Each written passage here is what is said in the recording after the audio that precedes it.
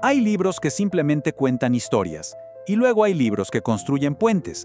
El Evangelio de Mateo, sin duda, es de los segundos. No es solo un relato de la vida de Jesús, es una obra de ingeniería teológica que ha dado forma al pensamiento occidental y que conecta dos mundos, dos testamentos, dos eras completas de la historia.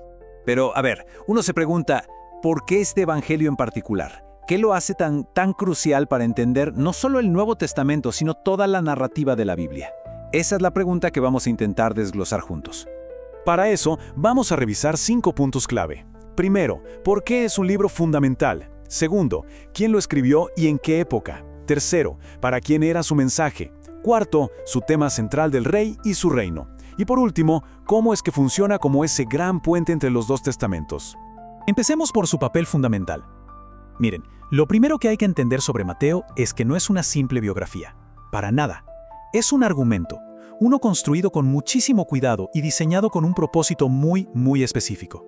A menudo se dice que es el libro más leído del mundo, y su lugar al inicio del Nuevo Testamento no es ninguna casualidad.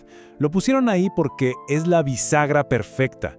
Toma todo lo que se prometió en el Antiguo Testamento y muestra cómo se cumple, según el autor, en la persona de Jesús. Básicamente prepara el terreno para todo lo que viene después. Ahora, para de verdad entender el porqué de este libro, tenemos que meternos de lleno en su contexto. Vamos a explorar el quién y el cuándo, porque en textos tan antiguos como este, el contexto lo es absolutamente todo.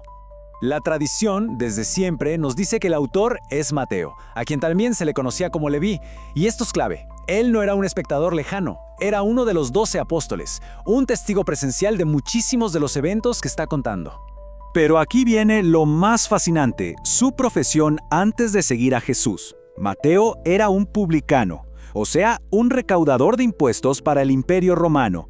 En la Judea del siglo I, eso significaba que eras visto como un traidor, un colaborador del enemigo, vamos, un marginado social. Y quizá por eso mismo, por ser él un rechazado, entendió también el mensaje de Jesús sobre un reino que le abría las puertas a los más inesperados. Y este dato nos da una idea del tipo de grupo que Jesús formó. Piénsenlo. En el mismo círculo íntimo estaba Mateo, que trabajaba para Roma, y Simón el Celote, que pertenecía a un grupo radical que luchaba contra Roma. Imagínense las conversaciones a la hora de la cena. Esto nos habla de un mensaje de reconciliación súper radical en el corazón mismo del movimiento. Ahora, ¿cuándo se escribió? Bueno, la mayoría de los expertos lo ubican por ahí de los años 50 y 65 después de Cristo. El dato clave aquí es que se escribió antes del año 70, antes de que el ejército romano arrasara con Jerusalén y su templo. Ese evento fue un cataclismo para el judaísmo, y el hecho de que Mateo escribiera justo antes de esa catástrofe le da una forma muy particular a su mensaje. Y claro, ese contexto histórico, justo antes de que todo cambiara para siempre, nos lleva de cabeza a nuestro tercer punto.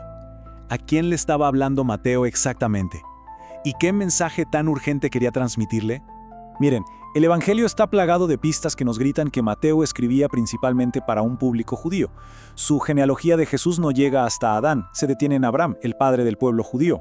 Tampoco se pone a explicar las costumbres judías, da por hecho que sus lectores ya las conocen.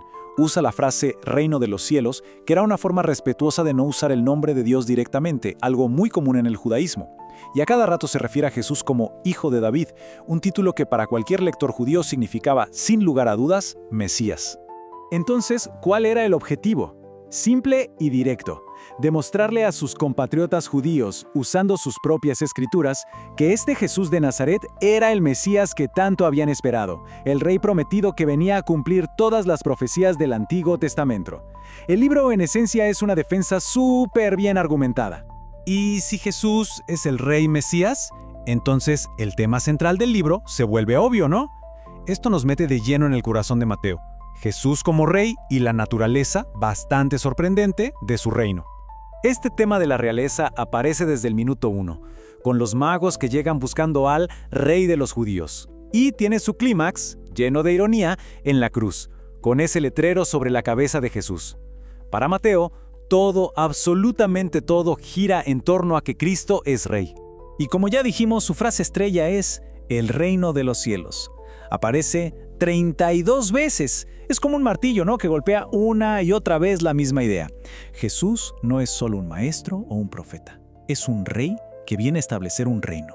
Pero la genialidad de Mateo no está solo en lo que dice, sino en cómo lo organiza. Y para entender su argumento, tenemos que fijarnos en un número clave que lo estructura todo: el 5. Resulta que Mateo agrupa las enseñanzas de Jesús en 5 grandes bloques o discursos. Y esto no es casualidad, para nada. Muchos creen que lo hizo a propósito para reflejar los 5 libros de Moisés, el Pentateuco, la Torá. Es como si estuviera presentando a Jesús como un nuevo Moisés, entregando la nueva ley para el pueblo de Dios. Es una estructura superpoderosa y llena de significado para su público original. Y con esto llegamos al final. Veamos cómo es que Mateo construye, de manera súper explícita, ese puente del que hablamos al principio. No es solo una idea, es una técnica que usa una y otra vez para demostrar su punto. Mateo cita directamente las profecías del Antiguo Testamento más de 60 veces, muchísimo más que cualquier otro evangelio. Frases como "para que se cumpliera lo dicho por el profeta" son, digamos, su firma personal. Para cada evento importante en la vida de Jesús, su nacimiento, su huida a Egipto, su ministerio, Mateo va y busca una conexión, un ancla en las escrituras hebreas. Pero ojo, que no se queda solo en citar profecías, lo que hace es todavía más profundo. Estructura la narrativa de la vida de Jesús como un eco, un espejo de la historia de Israel. Fíjense en los paralelismos. Jesús va a Egipto y sale de ahí, como Israel. Pasa por las aguas del bautismo, como Israel cruzó el Mar Rojo. Es probado en el desierto, como Israel fue probado por 40 años. Y da su nueva ley desde un monte, igual que Moisés en el Sinaí. El mensaje es brutalmente claro. Jesús es la encarnación de la historia de Israel, el que la cumple y la lleva a su punto máximo. Muy bien, entonces, en resumen, ¿qué tenemos? Tenemos a Mateo, un apóstol que antes era recaudador de impuestos, escribiéndole a un público principalmente judío. Su propósito es clarísimo: demostrar que Jesús es el Rey Mesías. Y lo hace estructurando su libro en 5 grandes discursos y, sobre todo, mostrando con lujo de detalle cómo la vida de Jesús cumple las profecías y la historia del Antiguo Testamento. Y esto nos deja con una última pregunta que da para pensar, ¿no? Si este libro fue escrito de una forma tan específica para un pueblo, en un momento concreto de la historia y con un argumento tan enfocado, ¿cómo es que se convirtió en uno de los textos más influyentes y universales de toda la historia humana? Quizá la respuesta está en que, al contar la historia de un rey para un pueblo, Mateo terminó contando una historia sobre un reino para todos.